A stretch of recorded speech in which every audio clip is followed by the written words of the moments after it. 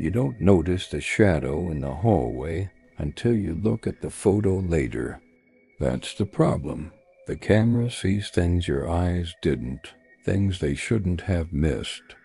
You swear the space was empty, but now there's a dark outline there, its shape too human to be a trick of light. For Leah, that's how Fairmont Street began, with something small, almost dismissible. She'd been shooting real estate for nearly a decade, long enough to know that houses had their own way of lying in photos. Angles stretched hallways, shadows warped furniture, and dust motes sometimes looked like orbs if the light hit wrong. She trusted her eye, but she trusted her camera more. The Blue House was supposed to be a routine gig, a foreclosure property in a half-forgotten neighborhood, paint faded to the color of washed-out denim, grass swallowing the walkway. The listing agent had warned her the place was light-sensitive, meaning no power, no staging, just natural daylight. Leah didn't mind. Empty houses were her favorite. They didn't argue about angles or hover over her shoulder while she worked. She arrived late in the afternoon, just as the light was turning that flat, silvery tone that makes everything look colder than it is. The lockbox clicked open without trouble. The front door gave a reluctant groan, and the air inside hit her in the face, still heavy, tinged with something faintly sweet and stale, like a room where no one had moved the curtains for decades. Her first pass through the house was quick. 2 bedrooms upstairs, one down, a kitchen frozen in the 70s with avocado green cabinets and a stove that looked like it had last been cleaned during the Reagan administration. The walls were bare, the floors covered in a thin coat of dust, except for the faint imprints of her own footprints. She set up her tripod in the living room, framed the shot through the archway into the hall, and clicked the shutter. That's when it happened, though she didn't know it yet. Later, in her apartment, scrolling through the day's batch on her monitor, she froze. In the hallway, right where the shadows converged, was the faint outline of a figure. Not solid, not sharply defined, more like the memory of someone who just stepped out of frame. Her first thought was technical error, long exposure ghosting, but she'd used a fast shutter speed. There was no way something could have blurred like that, unless it moved while she was pressing the button, and she would have noticed movement. The next morning, the listing agent called. Not about the photos, about the house. "Can you go back?" the agent asked. "The cleaners swear they locked it yesterday, but someone's been inside. The curtains are different." Leah almost said no. She had other shoots booked, and the thought of going back to Fairmont Street already made her skin feel tight, like the air in that house had settled on her. But the agent's voice had that brittle edge, the kind people get when they're trying to sound casual, but are already picturing something they don't want to see. By mid-afternoon, she was back in the neighborhood. The house looked exactly as before, faded blue siding, porch light missing its bulb, the mailbox yawning open like it had been waiting. She noticed the grass along the walkway was damp, though it hadn't rained in days. The key turned smoothly in the lock. The smell was different this time. Still stale, but sharper now, like the scent that clings to cardboard boxes stored too long in a basement. The curtains in the living room were indeed different, heavier, patterned with faint vertical stripes. She could swear the last time they'd been plain white. She unpacked her gear, telling herself it wasn't unusual for a property to be restaged, even between her visits. But staging usually meant furniture, throw rugs, fake bowls of fruit, not swapping out decades-old curtains. She moved into the kitchen. The avocado cabinets were the same, but something was off. It took her a moment to place it. The stove was clean.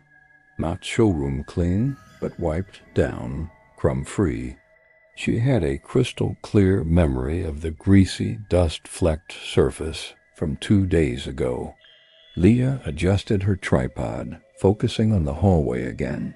She framed the shot, clicked, and froze. Somewhere in the house, a door latch clicked shut.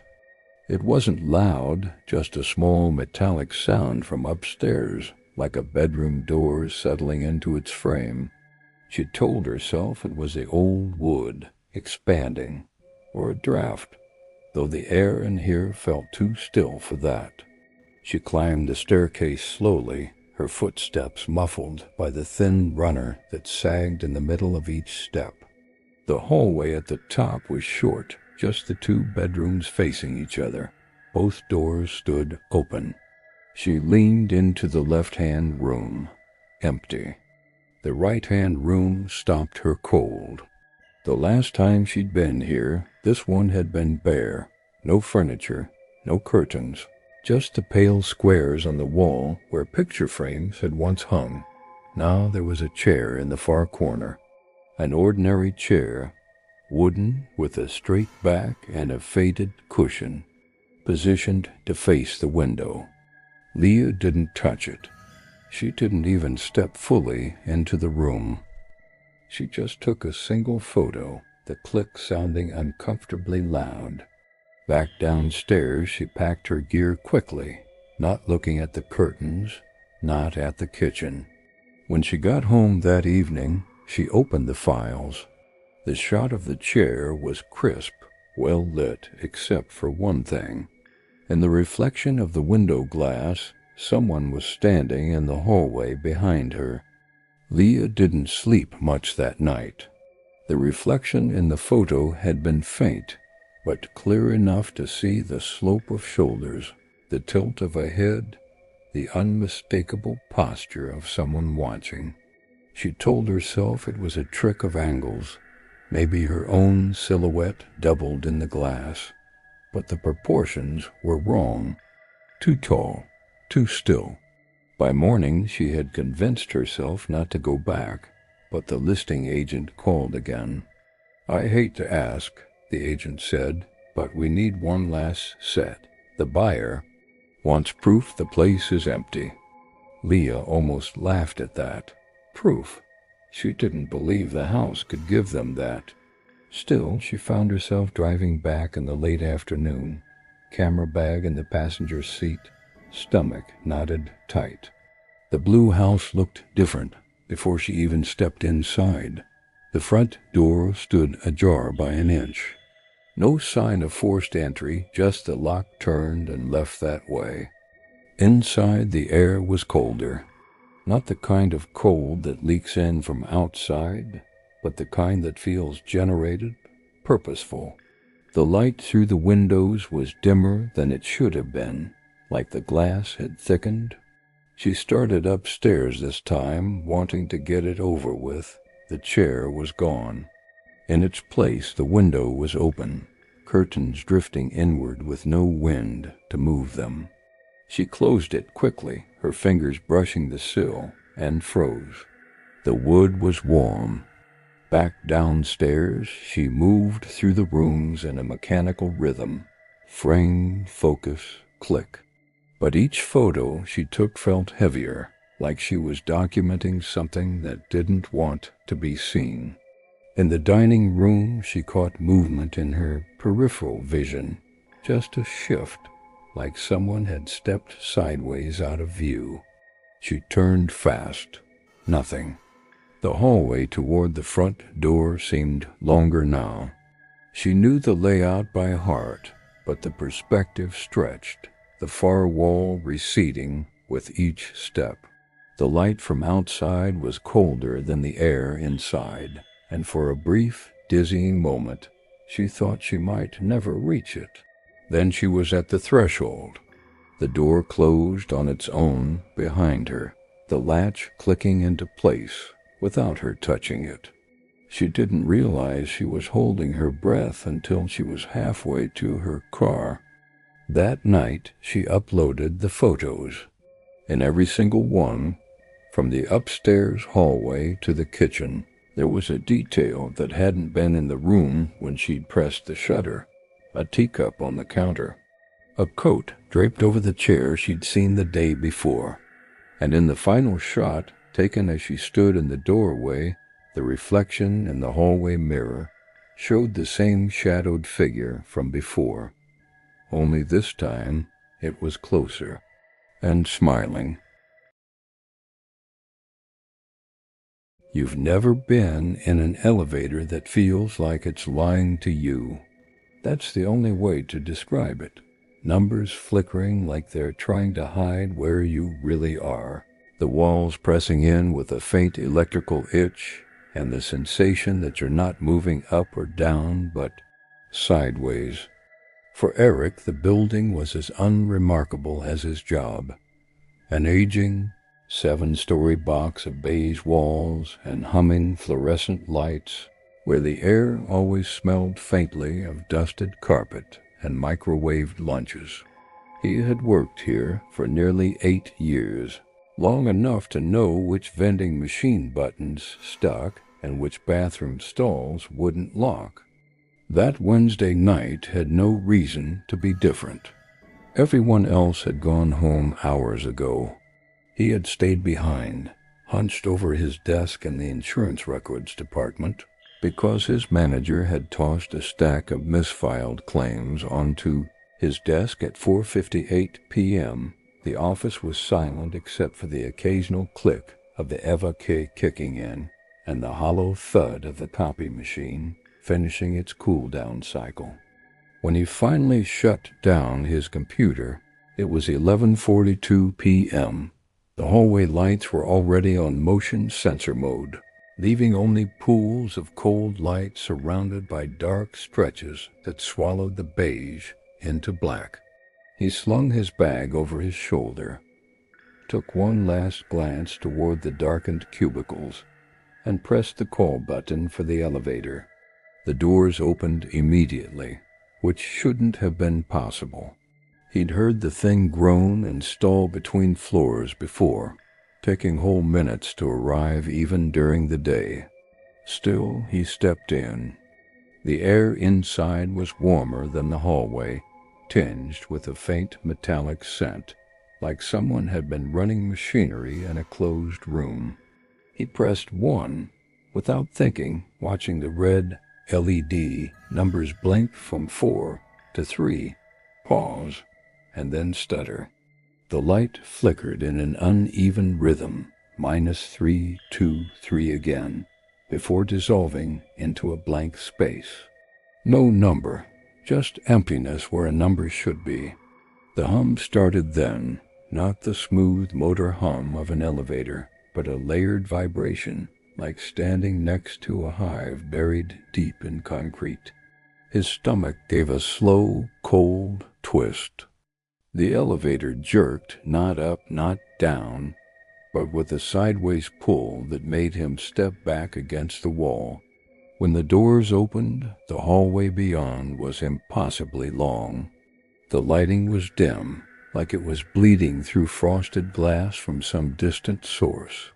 Both sides of the corridor were lined with identical matte gray doors, each without a handle, each pulsing slightly, almost imperceptibly, as if something inside them was moving or breathing. And the hum was louder here. Eric stepped forward, the elevator doors sliding shut behind him with an almost relieved sigh. He knew the building like the back of his hand, but he had never seen this floor. It wasn't on any directory. It couldn't be. Halfway down the hall, the air thickened, carrying a faint scent of ozone and warm dust. He thought he heard something else beneath the hum. Not quite voices, but the suggestion of words, just on the edge of being understood. Something about the rhythm of those almost voices made him feel like they were coming from behind the doors. And one of those doors, the third on the right, was vibrating faster than the rest. He didn't realize he was walking toward it until his fingertips hovered an inch from its surface. His fingers were close enough to feel it, not the vibration itself, but a kind of warmth radiating through the cold air around it, like the heat shimmer above asphalt. The surface looked flat, but his eyes kept telling him there was depth to it, as if the matte gray skin of the door was a thin layer stretched over something that could shift at any second. He pulled his hand back, suddenly aware of how quiet his breathing had become. The hum wasn't just in his ears anymore. It was in his chest, under his ribs, sensing faintly with his heartbeat. The corridor behind him felt longer than it had when he entered. Not just longer, different. The elevator doors were no longer visible. The hallway curved ever so slightly, enough to hide the point where he'd stepped out. Somewhere down that curve, one of the other doors gave a slow, hollow thump, the kind of sound a heavy, padded object makes when it drops onto carpet. Eric stepped away from the vibrating door. The carpet was low pile, institutional beige, but the fibers crunched faintly under his shoes. Not the sound of dirt, but of something brittle, like dried leaves crushed underfoot. He glanced down, but there was nothing on the surface. As he walked, he noticed that each door had a small, faint marking in the upper right corner, etched into the metal. Not numbers, not letters. Symbols, each one slightly different from the next. Loops, intersecting lines, tiny half-circles. He passed one that looked almost like a human profile in a single unbroken stroke. Halfway to the curve, he heard it, a click. Soft, deliberate, behind him. He turned slowly. The vibrating door had stopped moving. The hum seemed fainter. No, not fainter, further away. And the third door on the left, one he hadn't looked at before, was now slightly ajar. The gap was no wider than a finger, but it was enough for a narrow strip of light to cut through the dimness. It wasn't a warm, welcoming light. It was sharp, cold, almost colorless, like the glare of an overexposed photograph. Eric's first thought was that someone might be stuck in there. That thought lasted only as long as it took for the smell to reach him, a clean, metallic tang, overlaid with something faintly sweet, the way an empty room smells when a heater has been left on too long. He crouched slightly, peering at the gap. The space beyond didn't look like a room. It looked like a continuation of the hallway, same walls, same carpet, but darker, the perspective skewed, like the lines were bending inward. Then, just barely, he heard it. A whisper. Not from within the room, but right at the gap. As if someone was standing inches from the other side of the door, breathing words directly toward him. He couldn't make them out. He didn't want to. Still crouched, he reached toward the door, more to push it shut than to open it. His fingertips brushed the edge, and the whisper stopped. In its place came a single, deliberate knock from the other side. Not loud, not urgent, just waiting. The knock echoed in a way that didn't fit the space. It wasn't just against the door, it seemed to ripple outward, bouncing off the walls in slow, drawn-out waves, like sound traveling through water. Eric straightened, suddenly aware that his pulse was matching the rhythm of that fading echo.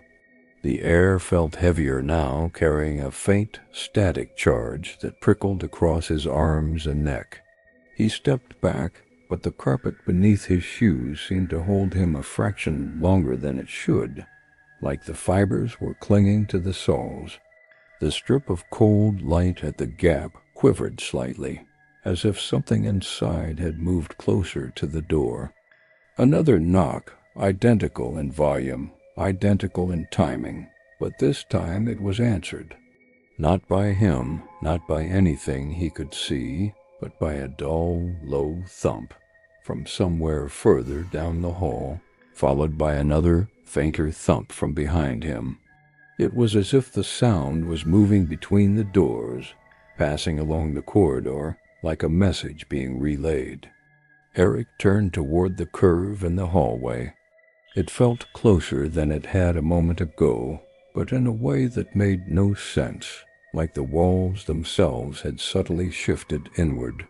The hum, once constant, now pulsed in short intervals, leaving pockets of silence that pressed against his eardrums. Something in that silence made his skin crawl. It wasn't the absence of sound. It was the sensation that something was listening. He quickened his pace toward the curve, avoiding eye contact with the markings on the doors. In his peripheral vision, a few of them seemed different now. Lines that had been straight appeared bent, loops twisted tighter, shapes subtly reoriented, as if they'd rotated while he wasn't looking. The curve came faster than he expected, and as he rounded it, he stopped cold.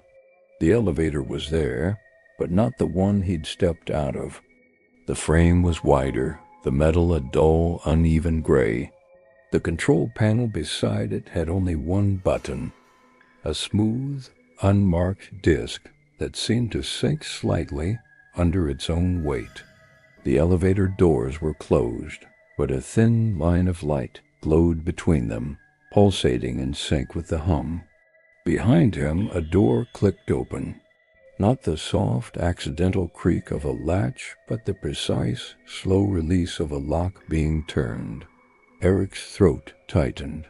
He didn't turn around. The air behind him was colder now, the faint scent of warm dust replaced by something sharper, like stone after rain. The hum swelled, deepened, and for the first time he realized it wasn't mechanical. It had the cadence of breathing, drawn in long, patient pulls. He pressed the disc. The light between the doors flared and the metal slid open with a sound like paper tearing underwater. Inside, the elevator looked smaller than it should, walls closer together, ceiling lower. As he stepped inside, the hum cut out entirely, and in that sudden silence just before the doors closed, he heard it from the hall behind him. The whisper again, clear this time. It said his name,